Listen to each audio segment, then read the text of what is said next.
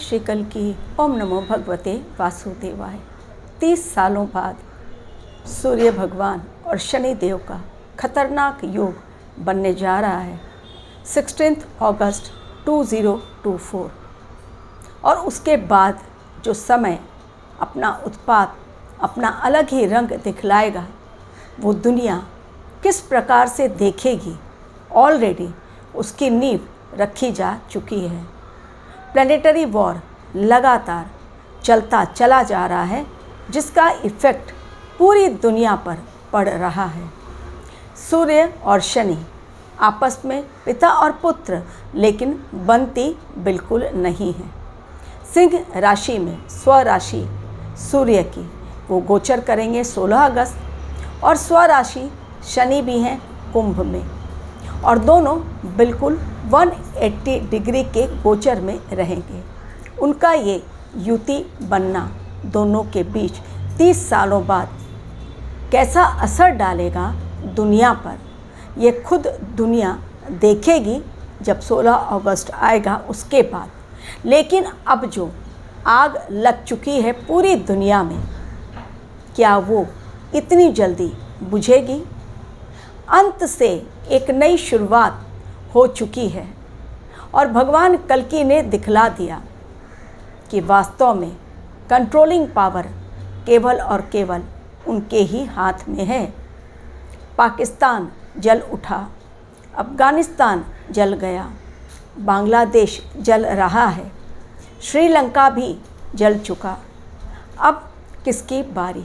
जी हाँ, अब ये आग जो बढ़ती चली आ रही है बहुत तेज़ी के साथ पश्चिम बंगाल और भारत की ओर। कारण क्या है? कारण यही है कि अब जितने भी घुसपैठिए हैं, शरणार्थी हैं, अब भारतवर्ष की तरफ रुख करेंगे। इसलिए भले ही इमरजेंसी मीटिंग लेकर सर्वदलीय बैठक प्रधानमंत्री जी ने बॉर्डर पर, भारत बांग्लादेश के बॉर्डर पर भले ही सिक्योरिटी टाइट कर दी है, लेकिन होनी तो होकर रहेगी। यानी अब भारतवर्ष के लिए भी, हमारे देश के लिए भी, पश्चिम बंगाल के लिए भी बहुत खतरा बड़ा है। ममता बनर्जी भी अब डर रही हैं बांग्लादेश को देखकर, क्योंकि बांग्लादेश में अब जो हुआ और जो आगे भी होने वाला है, जिसकी कल्पना भी शायद उन्होंने नहीं की होगी। उन्होंने सोचा है कर्फ्यू लग जाएगा 2-4 दिन का, फिर सब कुछ ठंडा, जैसा कि संदेश खाली में हुआ था। लेकिन यहाँ पर बात कुछ अलग ही दिशा की ओर बढ़ चली। भागना पड़ा प्रधानमंत्री को। भले ही हमारे देश में उन्हें सुरक्षा दी गई, कारण हमारा वो कभी देश का एक हिस्सा था। बांग्लादेश भी, पाकिस्तान भी कभी हिंदुस्तान में था, बांग्लादेश भी कभी हिंदुस्तान में था। इसलिए एक लेडी जिन्हें कि भागना पड़ा ऐसी मुसीबत में, तो ब्रिटेन ने तो सीधा ना कर दिया। उन्हें जाना था ब्रिटेन, लेकिन सीधा उन्होंने ना कर दिया कि हमारे यहाँ हम आपको शरण नहीं दे सकते। तो जिसे कोई शरण नहीं दे सकता, हमारा भारतवर्ष चूँकि विश्वगुरु बनने की राह पर है, तो हर पल उनकी परीक्षा भी भगवान कल्कि ले रहे हैं। तो देख रहे हैं कि मुसीबत में क्या भारतवर्ष अपने उन पड़ोसी देशों के साथ खड़ा होता है या नहीं, क्योंकि अंत में जाकर इन सभी को हमारे देश में ही मिल जाना है। भले ही आज पाकिस्तान युद्ध की बातें करता हो, लेकिन सेकंड में वो ख़त्म हो जाएगा। ऑलरेडी उसके टुकड़े टुकड़े होने शुरू हो गए हैं। बलूचिस्तान पाकिस्तान से अब अलग होना चाहता है। जो वहाँ पर युद्ध, ऑलरेडी गृह युद्ध हो चुका है, चल रहा है। लोग हाथ में तलवार लेकर, हाथ में बंदूकें लेकर सरेआम सड़कों पर घूम रहे हैं, एक दूसरे पर फायरिंग कर रहे हैं, अटैक कर रहे हैं। बांग्लादेश में हिंदू मंदिरों को तोड़ा जा रहा है।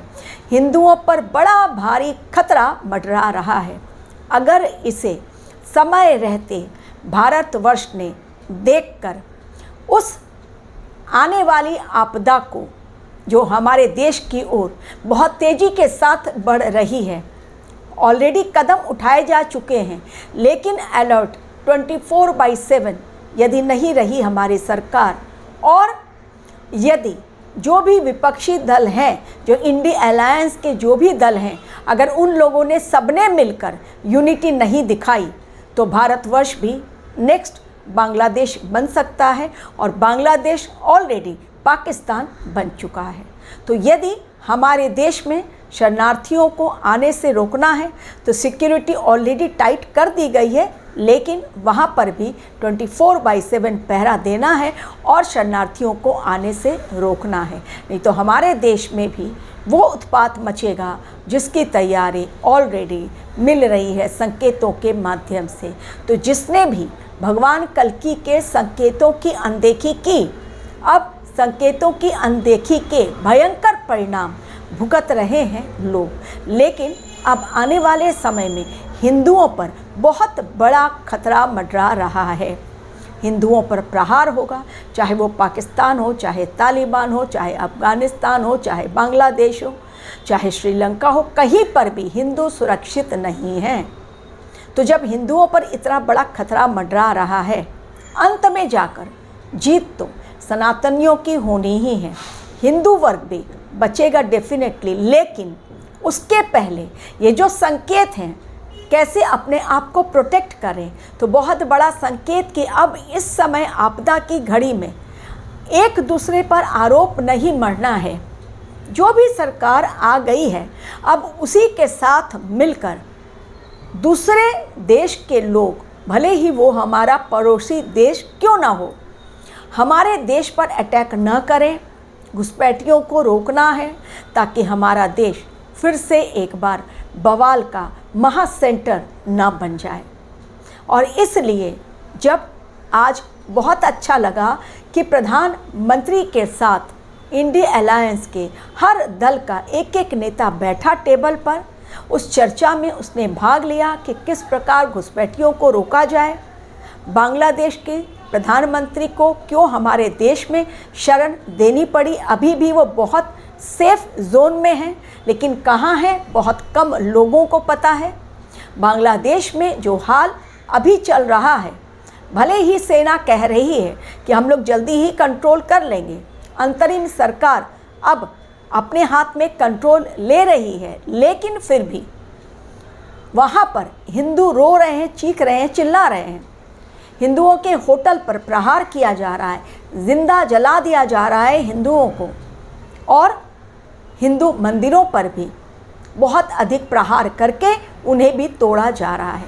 तो ये जो युग परिवर्तन की आंधी चल पड़ी है, अब इसे रोकना किसी के वश की बात नहीं। केवल और केवल इंसान इतना कर सकता है कि अब लड़ाई झगड़ा छोड़कर बाहर बैठकर जो आका हैं, हमारे देश के खिलाफ कॉन्स्पिरेसी रच रहे हैं, अब उनके षड्यंत्र को एक्सपोज करना है, समझना है और अपने देश की यूनिटी को कायम रखना है। तभी हमारे देश का संविधान न सिर्फ बचेगा, बल्कि हमारे देश की डेमोक्रेसी भी बचेगी। अदरवाइज सब कुछ हो जाएगा ख़त्म, मुंह ताकते रह जाएंगे, हमारे देश के लोग भी बचेगा। अंत में केवल वही मुट्ठी भर लोग जिन्होंने स्वयं आगे बढ़कर देश को सही करने की कोशिश की, सही तरीके से चलाने की कोशिश की। तो विश्वगुरु बनना है भारतवर्ष पर और अपने ही देश के खिलाफ। मुझे आश्चर्य लगता है कि भारतवासी कैसे बोलते हैं।